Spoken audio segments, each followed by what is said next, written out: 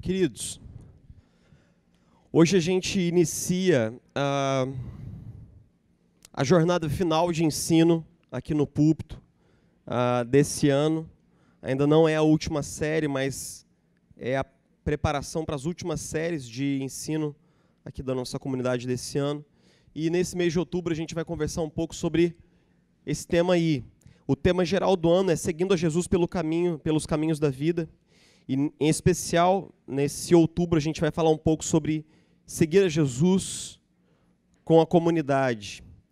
E hoje, em especial, a gente vai fazer uma coisa assim, um pouco diferente do que eu usualmente costumo fazer, tá? Então, vou pedir para você ficar aqui comigo. A gente vai fazer uma introdução sem leitura do texto bíblico. Não fique apavorado. Eu não estou usando o Alcorão hoje, nem nada parecido. É a Bíblia, mas a Bíblia vem um pouquinho depois, tá bom? Então fique tranquilo, nós estamos todos na mesma página. E antes da gente iniciar esse tempo juntos, eu gostaria de convidar você para um momentinho de oração comunitária. Provavelmente você está aí com o seu cônjuge, com o seu irmão na fé, com o seu marido, com o seu filho, né? Ou nenhuma das opções acima, né? Mas eu gostaria de te convidar a orar com o seu vizinho aí. A 2, a 3, ore, abençoe, né? A gente está aqui como povo de Deus, como comunidade de Jesus, e nossa casa é uma casa de oração. Vamos orar juntos?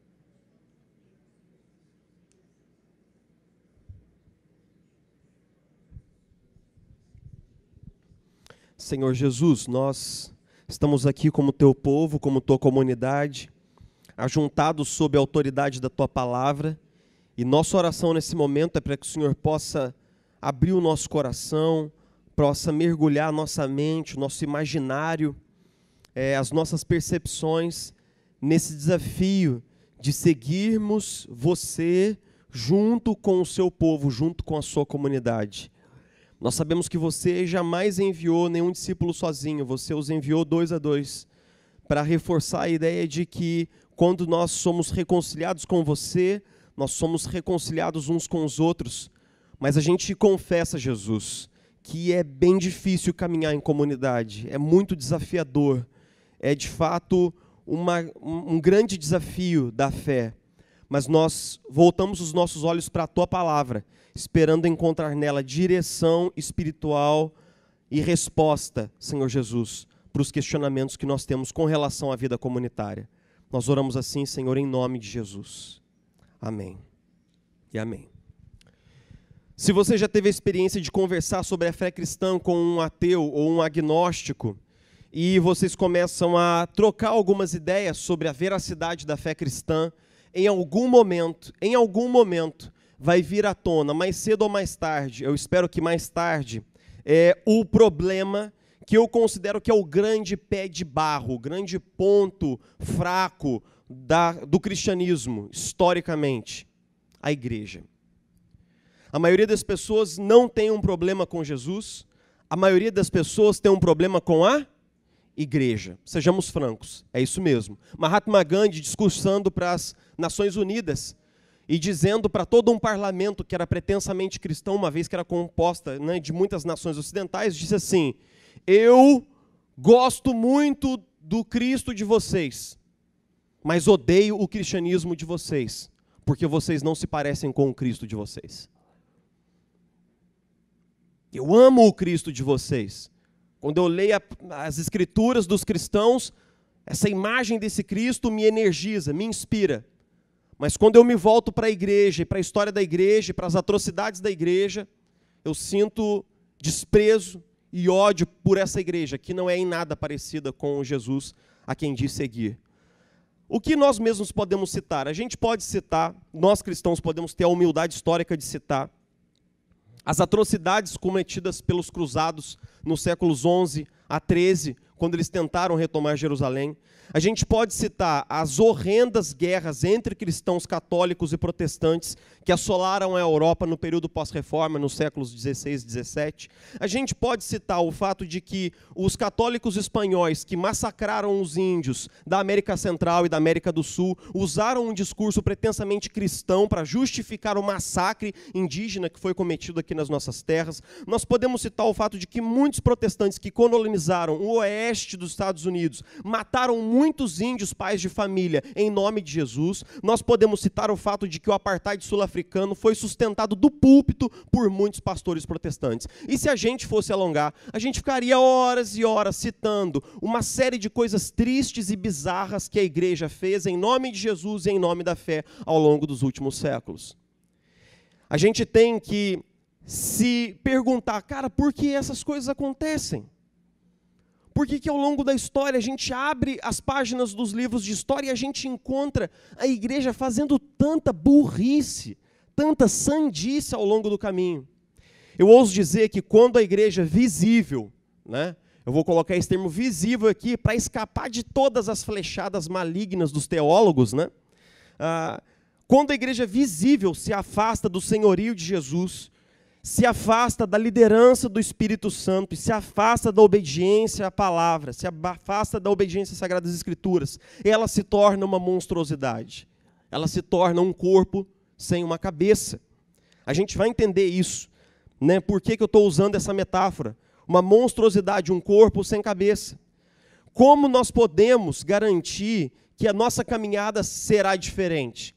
Como nós podemos fazer diferente? Como nós podemos ser uma igreja que é de fato sal na terra, que é luz no mundo? Nós devemos atentar ao senhorio de Jesus Cristo. Nós devemos seguir a liderança do Espírito Santo corajosamente, obedientemente e, sobretudo, nós devemos submeter o nosso entendimento às Sagradas Escrituras. E é justamente o tema dessa série desse mês. Nós vamos retornar para a Bíblia e perguntar o que a Bíblia diz sobre igreja.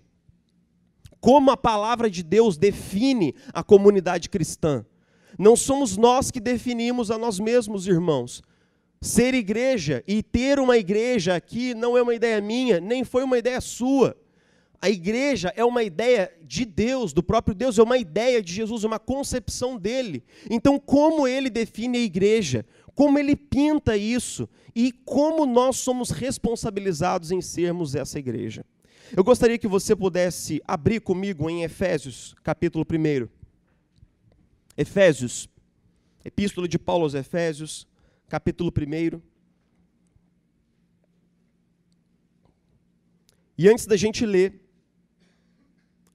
o capítulo 1, eu quero dizer que essa epístola já é uma epístola que Paulo escreve quando ele já está preso, é uma das epístolas da prisão. Paulo plantou essa igreja aqui dos Efésios. Era uma igreja que, como a maioria das igrejas plantadas por Paulo, ela era composta de judeus e gentios. Judeus haviam sido criados debaixo da lei de Moisés, os gentios eles eram os chamados pagãos, aqueles que eram politeístas e que não conheciam a lei de Moisés e não seguiam as mesmas práticas diárias. Mas esses gentios foram alcançados pela fé em Jesus Cristo. E ao mesmo tempo aqueles judeus foram alcançados pela fé em Jesus Cristo e agora eles são uma só igreja. Paulo está preso. Essa igreja, de fato, vai se tornar um dos grandes centros cristãos do mundo antigo. É em Éfeso que o último apóstolo, João, morre de morte natural por volta do ano 90 e alguma coisa. Então ela foi uma igreja muito importante, ela foi uma igreja muito relevante no seu tempo, e Paulo está escrevendo uma epístola para essa igreja. Então, o que Paulo escreve? Efésios 1:1, acompanhe comigo a leitura, por favor, que diz o seguinte: Paulo, apóstolo de Cristo Jesus pela vontade de Deus, aos santos e fiéis em Cristo Jesus que estão em Éfeso, a vocês graça e paz da parte de Deus, nosso Pai e do Senhor Jesus Cristo. Bendito seja o Deus e Pai de nosso Senhor Jesus Cristo, que nos abençoou com todas as bênçãos espirituais nas regiões celestiais em Cristo. Porque Deus nos escolheu nele antes da criação do mundo, para sermos santos e irrepreensíveis em sua presença.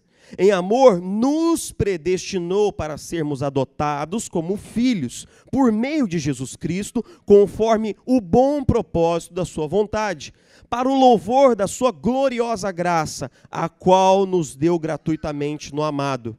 Nele, nós temos a redenção por meio do seu sangue, o perdão dos pecados, de acordo com as riquezas da graça de Deus, a qual ele derramou sobre nós com toda a sabedoria e entendimento, e nos revelou o mistério da sua vontade, de acordo com o seu bom propósito que ele estabeleceu em Cristo. Isto é, de fazer o que, igreja?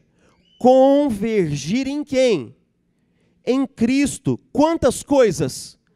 Todas as coisas, celestiais ou terrenas, na dispensação da plenitude dos tempos. Nele fomos também escolhidos, tendo sido predestinados conforme o plano daquele que faz todas as coisas, segundo o propósito da sua vontade, a fim de que nós, os que primeiro esperamos em Cristo, sejamos para o louvor da sua glória. Quando vocês ouviram e creram na palavra da verdade, o evangelho que os salvou, vocês foram selados em Cristo com o Espírito Santo da promessa, que é a garantia da nossa herança até a redenção daqueles que pertencem a Deus para o louvor da sua glória. Por essa razão, desde que ouvi falar da fé que vocês têm no Senhor Jesus e do amor que demonstram para com todos os santos, não deixo de dar graças por vocês, mencionando-os em minhas orações.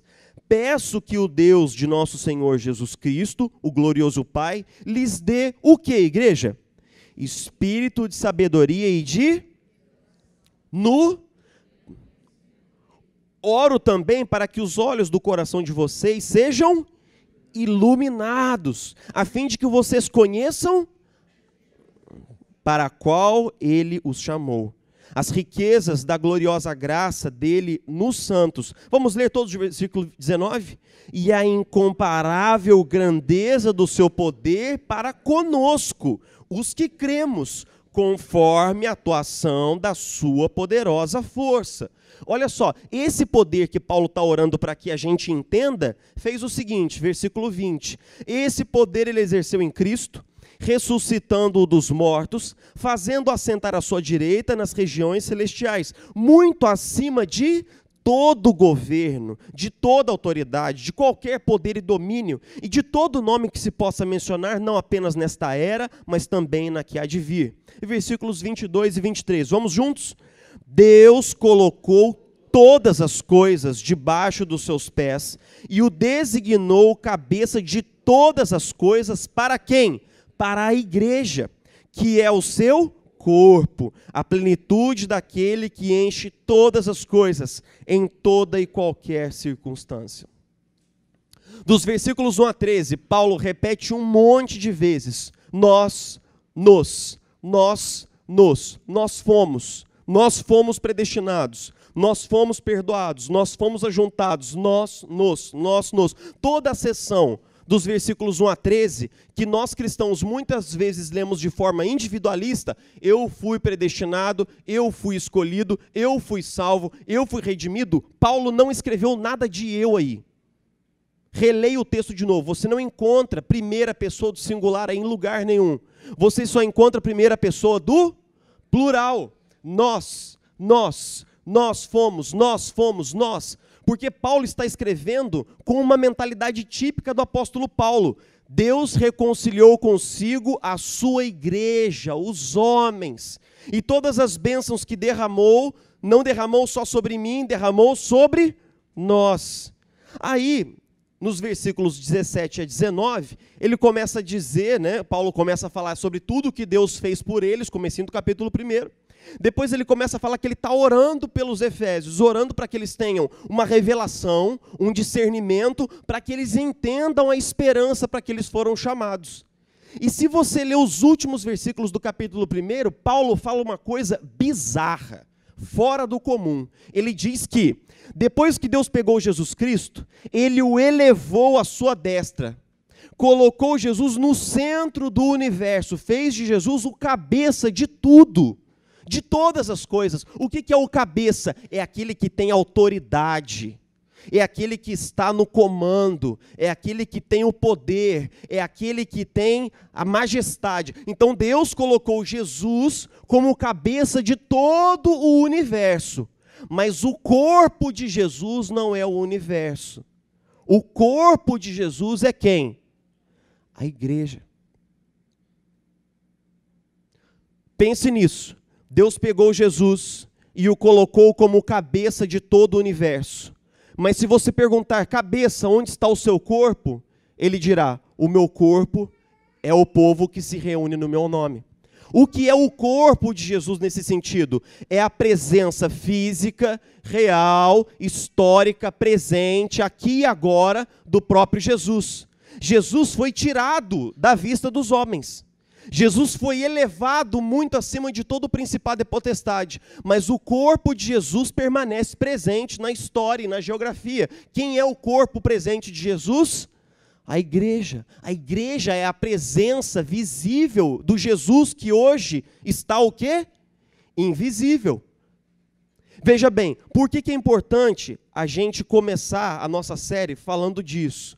Porque quando nós olhamos para o plano redentor de Deus, a igreja sempre é uma parte importantíssima e essencial. Olha só, Deus levantou um povo para por meio desse povo levantar o Messias. Para por meio do Messias levantar o quê? Um povo. Então sempre tem um povo na história. Deus levanta um povo para por meio desse povo trazer o Messias. E por meio desse Messias ele levanta um povo, que agora é o corpo, a presença histórica de Jesus. Mess McConnell e Mike McKinley dizem o seguinte: a Bíblia nos ensina que a igreja é central em todos os propósitos de Deus, portanto deve ser central à vida de todo cristão verdadeiro. Cristo ama a igreja a despeito de suas várias falhas e da sua aparente irrelevância no mundo. A igreja é sua noiva, ele não tem planos de ter outra. Ele não tem planos de ter outra. Ou seja, o maior problema é que nós cristãos muitas vezes herdamos o entendimento equivocado do que é a igreja. Você quer ver como é que isso sai na nossa fala, no nosso linguajar? Obrigado, Ana. Sai assim: esse domingo eu vou à igreja. Queridos, eu estou entendendo o que você está dizendo, mas a gente não vai à igreja nenhuma, não é verdade? Você não vai à igreja, você nunca foi à igreja nenhuma, porque você não vai à igreja, você é a igreja. Eu quero convidar muito meu amigo para ir à igreja. Beleza, chama ele para tomar um café contigo então. Se comporta, Aninha. Não pode dar corda. Se comporta. Então vamos pensar bem, a igreja não é uma instituição da qual você faz parte. A igreja é um novo jeito de existir no mundo. A igreja é um novo jeito de eu e você estarmos no mundo. Não mais como uma pessoa só, mas como agora a presença histórica de Jesus Cristo. É um novo jeito de pensar, de viver e de existir no mundo. E por que isso é importante? Porque a gente, crente, a gente nunca parou para pensar em quanto essa ideia é maluca. Deus tem umas ideias muito loucas na cabeça dele, que tem hora que você fala, caramba, de onde você tirou essas coisas, cara?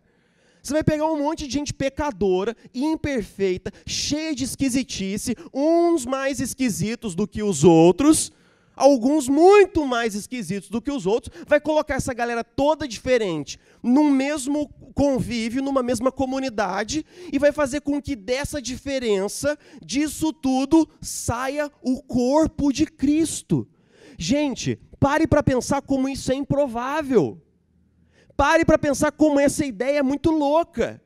A gente deveria ajoelhar e falar assim, Deus, onde que você estava com a cabeça, mano? Você pegou um monte de gente pecadora, um monte de gente imperfeita, um monte de gente do coração duro, um monte de gente que não quer mudar, um monte de gente pecadora, e eu estou falando de mim. E aí você ajunta esse povo todo e agora sai a noiva de Cristo, sai o corpo de Cristo. Como assim? A gente tem que se perguntar, como é que a igreja pode ser o corpo histórico de Jesus Cristo? Beleza, abra aí em Efésios 2 então. Espero que você tenha mantido aberto já para você não ter o trabalho. Como é que Deus pode construir uma comunidade que é o corpo de Cristo com tantos pecadores? Paulo responde dizendo assim: vocês estavam mortos em suas transgressões e pecados, nos quais vocês costumavam viver quando seguiam a presente ordem deste mundo e o príncipe do poder do ar, o espírito que agora está atuando nos que vivem na desobediência. Isso daqui é muito sério, muito duro. Anteriormente, todos nós também vivíamos entre eles, satisfazendo o quê? As vontades da nossa carne, seguindo os seus pensamentos e desejos. Como os outros, éramos por natureza o quê? Merecedores da ira. Caramba, que pesado isso daqui. Todavia, Deus, que é rico em misericórdia, pelo grande amor com que nos amou, deu-nos vida com quem? Com Cristo. Quando ainda estávamos mortos em transgressões, pela graça vocês são salvos. Deus nos ressuscitou com Cristo e com Ele nos fez assentar nas regiões celestiais em Cristo Jesus, para mostrar nas eras que hão de vir a incomparável riqueza da sua graça, demonstrada em sua bondade para conosco em Cristo Jesus. Pois vocês são salvos pela graça, por meio da fé. Isso não vem de quê? De vocês, é dom de Deus, não por obras, para que ninguém se glorie, porque somos criação de Deus, realizada em Cristo Jesus, para fazermos boas obras, as quais preparou antes para nós as praticarmos. Vai lá para o versículo 14, que diz assim: pois ele é a nossa paz, o qual de ambos, de judeus e de gentios, fez um, e destruiu a barreira, o muro de inimizade, anulando em seu corpo a lei dos mandamentos expressa em ordenanças. O objetivo dele era criar em si mesmo, era criar nele mesmo, dos dois, de judeus e de gentios, um novo homem fazendo a paz, e reconciliar com Deus os dois em um corpo, por meio do quê? Da cruz, pela qual ele destruiu a inimizade. Ele veio e anunciou paz a vocês que estavam longe e paz aos que estavam perto, pois por meio dele, tanto nós como vocês temos acesso ao Pai em um só Espírito. A resposta de Paulo no capítulo 2, a pergunta de como é possível que a igreja seja o corpo de Cristo, é uma resposta dupla. Em primeiro lugar, ele diz assim: seria impossível se você fosse uma velha criatura. Mas a boa notícia do Evangelho é que você não é mais uma velha criatura. Nós ainda estamos sob os efeitos da queda, mas nós não somos mais dominados totalmente pelo pecado. O Espírito Santo foi derramado em nós, o Espírito Santo nos revelou Jesus Cristo, nós fomos perdoados de todos os nossos pecados e uma nova maneira de existir como pessoa me foi dada. Isso num plano pessoal. E num segundo momento, ele derrubou os muros de inimizade que havia entre nós. Veja bem, Paulo está falando especificamente para judeus e gentios. Para judeus, é difícil, né? Na nossa cultura hoje é difícil da gente entender como seria difícil ter uma igreja com judeus e gentios. Então eu vou te explicar de um jeito que você vai entender. E eu peço que ninguém fique de mimimi com o que eu vou falar aqui, porque aqui todo mundo é crente, todo mundo é adulto, todo mundo tem que aguentar a bucha. Então vamos lá. Como é difícil ter uma igreja de pessoas que votam na extrema direita e uma igreja de pessoas que votam na extrema esquerda, juntas, no mesmo banco, todo domingo. Você entendeu? Agora você pegou a imagem? Isso é judeus e gentios do nosso tempo, entendeu? O petista mais roxo com um bolsonarista mais roxo e esses caras sentando no mesmo banco na igreja.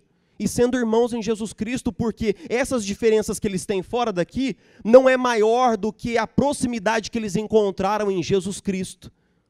É isso que Paulo está falando. Ele está dizendo que todos os muros e as desculpas que nós tínhamos para não ter unidade espiritual com o meu irmão, seja política, futebol, seja lá o quê, foram derrubadas. Meu irmão, se tornaram escombros, porque o rolo compressor da graça divina passou nesse muro aí. que separava as duas Alemanhas. E essas duas Alemanhas agora são uma pela graça de Deus, mas não é um trabalho meu, não é um trabalho seu, é um trabalho do poderoso sangue de Jesus Cristo. Ele colocou paz entre vocês. Meus irmãos, aquilo que nós descobrimos pela Bíblia é que todo aquele que alcançou paz entre Deus e homens, alcançou paz horizontal também. Se você foi reconciliado com Deus, você vai se reconciliar com o seu irmão. Quer dizer que a igreja agora virou uma utopia de relacionamento? Não, tem muito aborrecimento, tem muito chateamento, tem muita chateação. É só você rodar no Facebook em tempo de eleição aqui na igreja que você vai saber que tem muita chateação. Tem muita, e não é pouca. Mas essas coisas não são bastante para impedirem a comunhão e a unidade espiritual, porque Cristo é maior, porque a obra de Cristo é mais profunda, porque nós sabemos que política, esquerda, direita, seja lá o que for, nem me interessa, essas coisas todas vão passar, mas o governo de Cristo jamais passará. Essas coisas são coisas do nosso tempo, é tudo bobagem, é tudo assunto do dia. É tudo assunto para encher linguiça, mas no final o que permanece é o senhorio de Jesus Cristo. E o mesmo Jesus que salvou você, salvou a mim. Meu irmão, eu não vou deixar que nada entre na nossa comunhão. Que nada. Que nada. Você pode ser um cara que gosta até de mangá, não tem problema, eu estou contigo. Você pode jogar até Uno, que eu odeio, não tem problema. Só não me chama para jogar, pelo amor de Deus. Você pode gostar até de açaí, meu irmão. Até de açaí. Peguei pesado agora, né? Escandalizei a igreja. Tá certo. Beleza. Deixa eu fazer uma breve consideração antes da gente ir para o final, que é o seguinte. Para dois caras eu quero falar aqui antes da gente seguir. Primeiro, para o cristão desigrejado. E se ele é um cristão desigrejado, é óbvio que ele não está aqui. Né? Então, por favor, todo mundo que não veio, levanta a mão. Né? Beleza? Mas com certeza você conhece um cristão desigrejado. Aquele cara, não, eu amo Jesus, mas eu não preciso de igreja, pipipi, lá. Quando Jesus começa a falar com os discípulos que ele é a videira, os discípulos são os ramos e tal, ele diz assim, eu permaneço no amor do Pai à medida em que obedeço os comandos dele. E eu digo, permaneça no meu amor, obedecendo o meu mandamento para você, porque eu sou o seu Senhor. E o meu mandamento é esse, que vocês amem uns aos outros.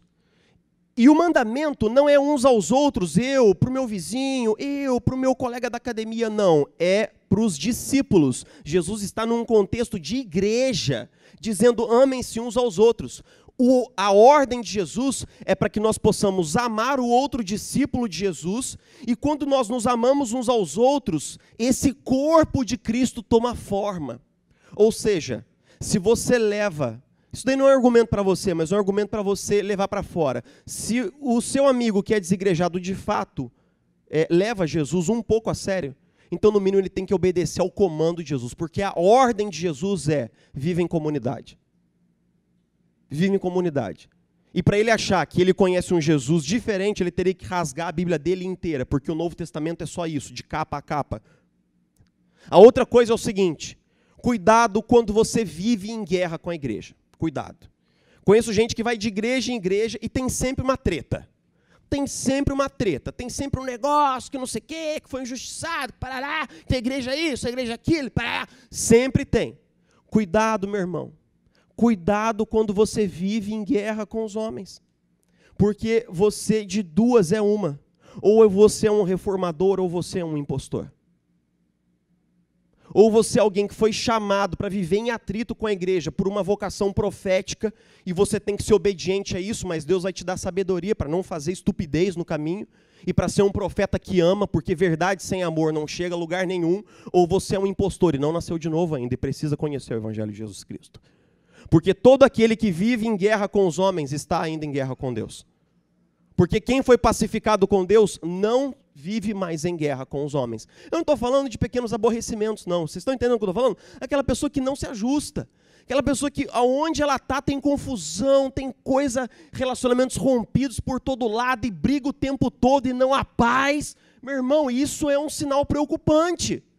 Isso é um sinal preocupante, porque ou Deus te deu uma vocação profética ardente, ou você precisa de fato conhecer o Jesus que morreu na cruz por você. E não tem muito meio termo.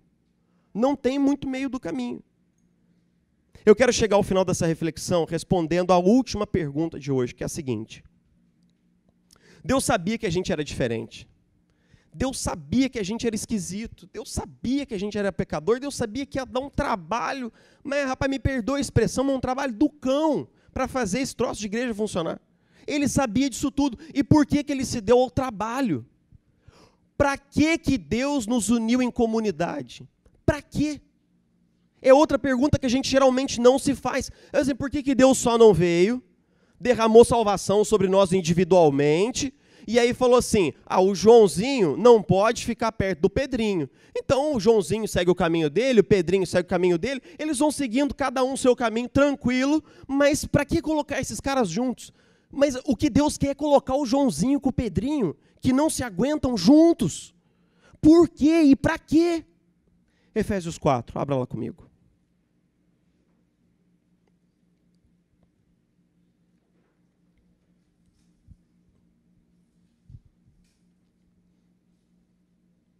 Como prisioneiro no Senhor, rogo-lhes que vivam de maneira digna da vocação que receberam. Sejam completamente humildes e dóceis, sejam pacientes, suportando uns aos outros com o quê? Com amor. Façam todo o esforço para conservar a unidade do Espírito pelo vínculo da paz. Há um só corpo, um só Espírito, assim como a esperança para a qual vocês foram chamados é uma só. Há um só Senhor, uma só fé, um só batismo, um só Deus e Pai de todos, que é sobre todos, por meio de todos e em todos. Então, nesses primeiros versos aqui, Paulo fala sobre a unidade da igreja. E Paulo fala de que nós que estamos em Cristo devemos viver em unidade espiritual. Unidade espiritual não é homogeneidade espiritual, não é ser todo mundo igual, pensar a mesma coisa, ver as coisas do mesmo jeito. É quando eu digo o seguinte, Brani, minha unidade contigo não vai ser comprometida por nada. Independente do que aconteça, a gente continua seguindo junto. A gente continua seguindo junto. Mateus, eu sou A, você é B quando se trata de política, mas a gente continua seguindo junto, meu irmão, porque Cristo é maior entre nós dois. Unidade é quando nós vamos para o mesmo lugar, nós abraçamos o mesmo propósito, apesar das diferenças. Mas Paulo vai dizer que na igreja não há só unidade, também há diversidade. Leia o versículo 7 comigo. E a cada um de nós, individualmente, pessoalmente, foi concedida a graça, conforme a medida repartida por Cristo. Por isso é que foi dito, quando ele subiu em triunfo às alturas, levou cativos muitos prisioneiros e deu o quê? Dons aos homens. Vá lá para o versículo 11. E ele designou alguns para apóstolos, outros para profetas, outros para evangelistas e outros para pastores e mestres. Segura a peteca um pouquinho nesse ponto aí.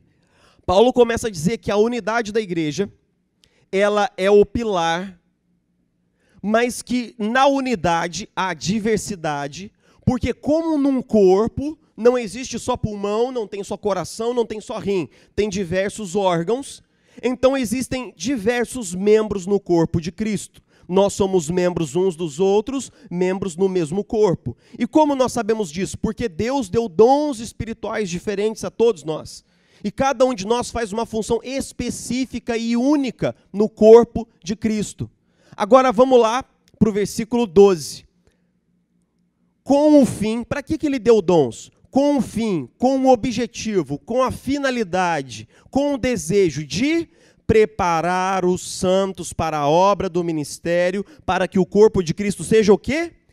Edificado, até que alcancemos a unidade da fé e do conhecimento do Filho de Deus, e cheguemos ao quê?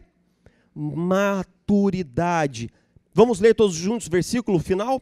Atingindo a medida da plenitude de Cristo. O propósito é que não sejamos mais como crianças, levados de um lado para outro pelas ondas, nem jogados de cá para lá por todo o vento de doutrina, e pela astúcia e esperteza de homens que induzem ao erro. Antes, seguindo a verdade em amor, cresçamos em tudo naquele que é a cabeça, Cristo. Dele, todo o corpo, ajustado e unido pelo auxílio de todas as juntas, cresce e edifica-se a si mesmo em amor na medida em que cada parte realiza a sua função. Quero dizer o seguinte: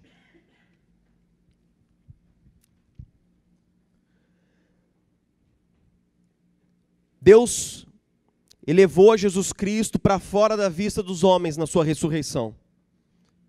E colocou Jesus nesse lugar especial. Ele é o cabeça de todo o universo agora. Mas quando você pergunta, onde está esse Jesus que você diz que você crê? A resposta da Bíblia é: Jesus, o cabeça, é revelado na semelhança entre a cabeça e o seu corpo. O corpo de Cristo é a igreja. A igreja é um milagre. Ela nunca poderia ser o corpo de Cristo por ela mesma. Ela é o resultado de uma intervenção drástica de Deus para que homens, mulheres e pecadores fossem salvos, regenerados e transformados.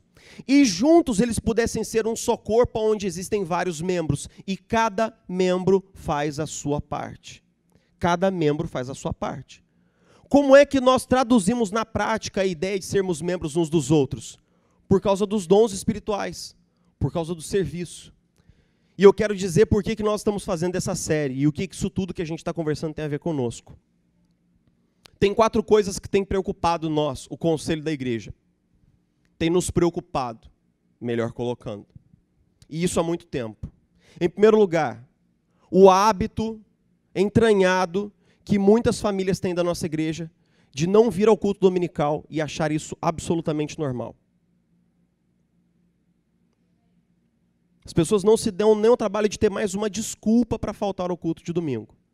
E, no entanto, é o único tempo de palavra que muitos aqui nessa igreja vão ter durante toda a semana. Porque eu conheço as pessoas e sei que muitos aqui não estão lendo a Bíblia, não estão tendo vida devocional com Deus. Então, esse é o único tempo de palavra para muitos aqui. A nossa igreja hoje conta com 160 membros adultos no hall. Nós não temos mais do que 80 pessoas na nave, então metade da nossa igreja está ausente hoje. E nós nunca temos a nave cheia. Então não é difícil saber que nós estamos cultivando há muitos anos um péssimo hábito. E esse hábito é ainda maior para os filhos de vocês. Meus irmãos, vocês podem dar todo tipo de vacilo como cristãos, que vocês, né? Mas quando eu vejo pessoas negligenciando a inserção dos filhos na comunidade, eu acho isso de uma gravidade assim assombrosa. Ainda mais quando muitos de vocês receberam isso dos pais de vocês. Vocês foram criados aqui dentro da igreja. E vocês não estão sendo justos com os filhos de vocês. Eu pastoreio muitas pessoas que se converteram na vida já adultos. Eles não foram criados na igreja desde pequeno.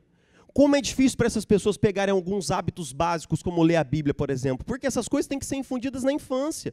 Meus irmãos, todo mundo sabe disso. Mas eu não vejo preocupação. Eu chego ali no dia e tem professor e não tem aluno.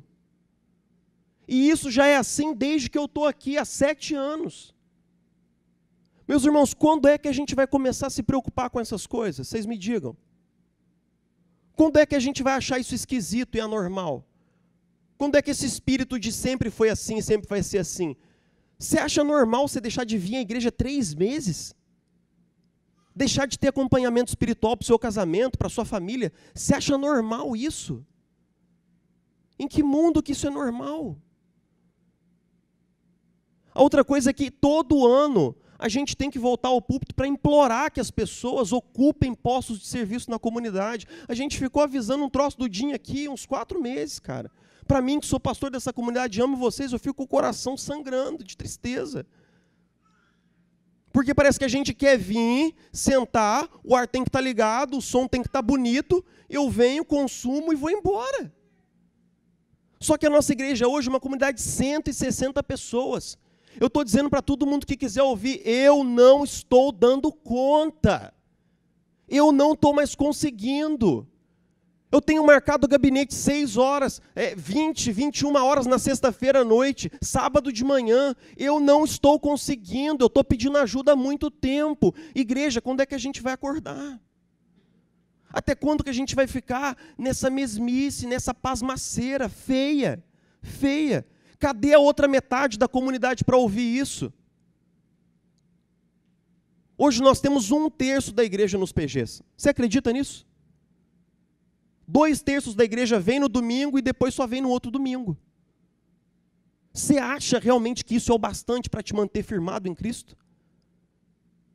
Na mão de quem que você está pegando, meu irmão? E quem é que está pegando na sua mão? Não tem ninguém pegando na sua mão.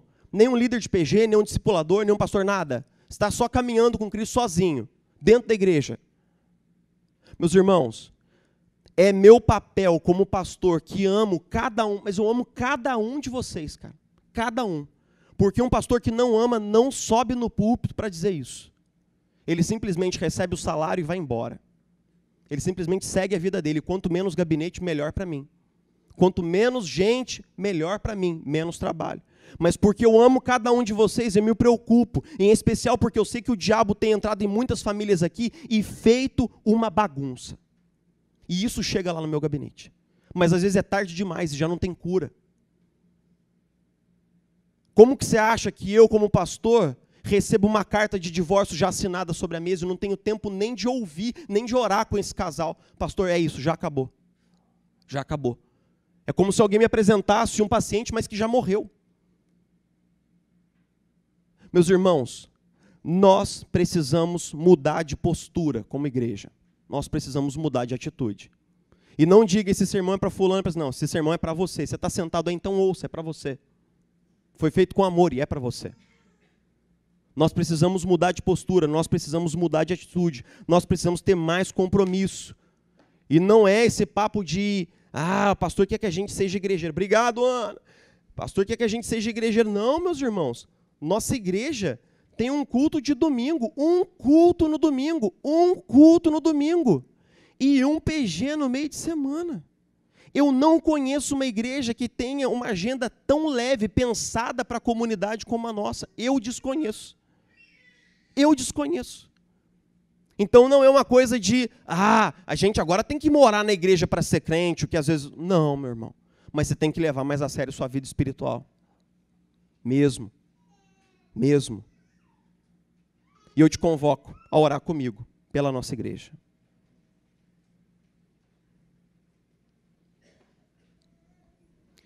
Jesus Cristo querido, nós estamos aqui, nós que somos o seu povo, e nós pedimos e confessamos, nós precisamos de renovo espiritual, Jesus Cristo.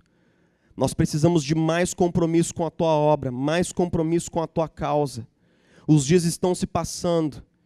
Amigos, pessoas que vivem aqui no nosso bairro estão morrendo sem ouvir do Evangelho. Nós não temos conseguido encontrar forças para sair das paredes, para proclamar a tua palavra como o Senhor nos comissionou para fazer. E isso, Senhor Jesus, um dia nos será cobrado. Tem piedade de nós. Tem piedade de nós. Nos dá senso de responsabilidade para com aqueles que se perdem no nosso bairro, no nosso condomínio, no nosso trabalho. Porque, Senhor, se nós não conseguirmos ser a igreja de Jesus Cristo, o povo que o Senhor disse, as portas do inferno não resistirão ao seu avanço. Jesus, você nos sonhou arrebentando as portas do inferno, destrancando ferrolhos, quebrando, Senhor Jesus, barreiras e avançando o inferno adentro para resgatar as almas que lá estão. E Jesus, nós temos nos arrastado. Senhor, tem piedade de nós. Nós precisamos de um avivamento de compromisso, um avivamento, Senhor Jesus, de despertamento espiritual, um avivamento, Senhor Jesus, nos dons. Senhor Jesus, tem faltado tantos dons na nossa comunidade, e eles já estão aqui, já foram distribuídos aqui. Senhor, tem piedade de nós, nós precisamos muito da sua ajuda. Muito. Nós fomos plantados aqui na década de 80 por um motivo. Nós fomos plantados aqui para a tua glória. E nós não vamos deixar de orar e de nos incomodar e de nos entristecer enquanto nós sentimos que nós não estamos vivendo tudo o que o Senhor nos chamou para viver. Nos desperta, Jesus. Ora, desperta tu que dormes. Levanta-te, Cristo te iluminará, diz a tua palavra. Então nos desperta, Senhor Jesus. Que o sono não tenha mais lugar na nossa vida espiritual. Mas que nós possamos, com olhos abertos, despertos, acordados, sermos saqueadores do inferno, como nos prometeu a tua palavra. Nós oramos assim, Senhor, em nome de Jesus. Amém.